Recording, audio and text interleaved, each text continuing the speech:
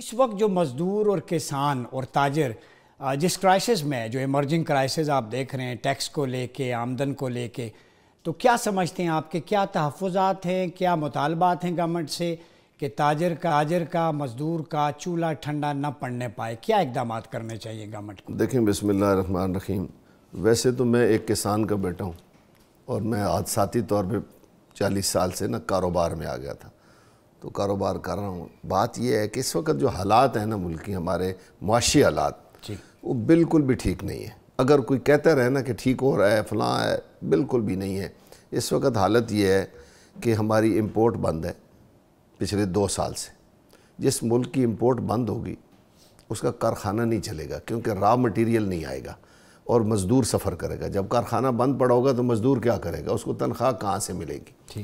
دوسری بات، کاروباری طبقہ بھی اسی طرح مشکلات کا شکار ہے کہ جو ہی یہ پچھلی رجیم چینج ہوا تو جو حکومت آئی ایک دم ڈالر نے شوٹ کیا۔ ڈالر جب اوپر گیا تو اس کی وجہ سے پھر پیٹرول بھی گیا، پھر گیس بھی گئی، پھر بجلی بھی گئی، ہر چیز پیک پہ چلی گئی۔ اس کی وجہ سے تاجر کی انویسٹمنٹ بڑھ گئی۔ اگر وہ 10 لاکھ روپے کی کوئی چیزیں لاتا تھا دکان میں، اب اس کو 50 لاکھ کی، آج سے نہیں، یہ 2 سال پہلے سے 50 لاکھ کی انویسٹمنٹ اس کی ہوگی۔ اگر 50 لاکھ کی لاتا تھا تو 1.5-2 کروڑ کی ہوگی، تو اس کے لیے مشکلات پیدا ہوئی، ریٹ فلکچویٹ کر جی مشکلات پیدا ہوئی۔ پھر جب اس نے رخ کیا مینوفیکچرر کے پاس کہ مجھے کوئی چیز ملے گی، تو مینوفیکچرر تو بنا ہی نہیں رہا ہے۔ اگر اس کے پاس چند پیسے ہیں بھی صحیح تو اس کے پاس کچھ نہیں ہے۔ پھر اس نے رخ کیا امپورٹر کے پاس، تو امپورٹر کے پاس امپورٹ بند ہے، کوئی چیز آ نہیں رہی ہے۔ سمگلنگ سے چیزیں جو بھی چل رہی ہیں 2 سال سے وہ آ رہی ہیں، کچھ ایران سے، کچھ افغانستان سے۔ سمگلنگ ہو رہی ہے، اب بھی ہو رہی ہے۔ کون کہتا ہے سمگلنگ نہیں ہو رہی ہے؟ سمگلنگ نہ ہوتی تو مجھے بتائیں، یہ جو امپورٹ بند ہے ڈالر نہ ہونے کی وجہ سے، پھر ہم کرتے کیا؟ تو تاجروں پہ کیا امپیکٹ پڑتا ہے سمگلنگ کا؟ دیکھیں، تاجروں پہ جو عام ریٹیلر ہے اس پہ کوئی فرق نہیں پڑتا، لیکن یہاں پہ مشکلات یہ ہیں کہ وہ جو سمگلنگ کا سامان ہے، جب آپ کی امپورٹ بند ہو، یہ 2 چیزیں آ رہی ہوں نا، تو سمگلنگ کا سامان کم بکتا ہے۔ وہ بڑے دکاندار نہیں بیچ سکتے ہیں، بڑے سٹور پہ نہیں رکھ سکتے ہیں سمگلنگ کا سامان، وہ چھوٹے چھوٹے دکاندار رکھ سکتے ہیں، مطلب اس طرح وہ نہیں بک سکتا ہے۔ ہمارے ملک کا ایک طبقہ ایسا ہے جو لوکل چیزیں نہیں خریدتا ہے، جو امپورٹڈ چیزیں خریدتا ہے، ساری چیزیں وہی استعمال کرتا ہے۔ اب جب وہ نہیں تو وہ بھی خریدار نہ رہا، وہ بڑا دکاندار بھی مشکل میں چلا گیا۔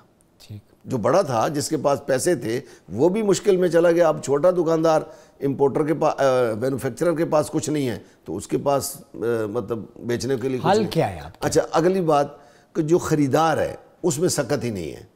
جب آپ کے مہنگائی صارف کی قوت خرید ختم ہو گئی، وہ صرف کھڑا ہے میڈیکل سٹور کے باہر، کریانہ سٹور کے باہر اور سبزی فروش کے باہر یا تندور والے کے پاس کھڑا ہے، اس کے علاوہ وہ کسی دکان پہ نہیں کھڑا ہے۔ بیسک نیسیسٹیز پوری کرنا مشکل سے۔ اور اب دکاندار کے لیے مشکلات یہ ہو گئی ہیں کہ اس کی دکان کا کرایہ، آپ خود رہتے ہیں یہاں پہ، چھوٹی سے چھوٹی دکان کا کرایہ لاکھ روپے سے کم نہیں ہے۔ صحیح ہے۔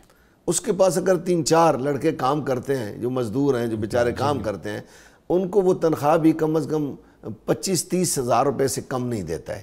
جب وہ ٹوٹل کرتا ہے، پھر بجلی کا بل جب 50-60 ہزار 70 ہزار کا جمع کراتا ہے، یہ میں اس چھوٹے دکاندار کی بات کر رہا ہوں، پھر اس کے اخراجات جو ہیں بہت زیادہ بڑھ جاتے ہیں اور آمدن کا ذریعہ کوئی نہیں ہے، تو ڈوب رہا ہے۔ مطلب اس وقت تاجر جو ملک ہے انتہائی مشکلات کا شکار ہے۔ میں چونکہ ان کا نمائندہ ہوں۔ تو آپ کیا سمجھتے ہیں، ٹیکس میں چھوٹ دی جائے؟ کیا کیا جائے؟ ٹیکس میں چھوٹ ہم نہیں مانگتے ہیں، چھوٹا تاجر، ہم یہ کہتے ہیں اگر آپ نے مزدور کو، کسان کو اور دکاندار کو، دیکھیں اپنا جب تک ملک کا زمیندار، صنعت کار اور دکاندار یہ 3 خوشحال نہیں ہوں گے نا، ملک ٹھیک نہیں ہو سکتا۔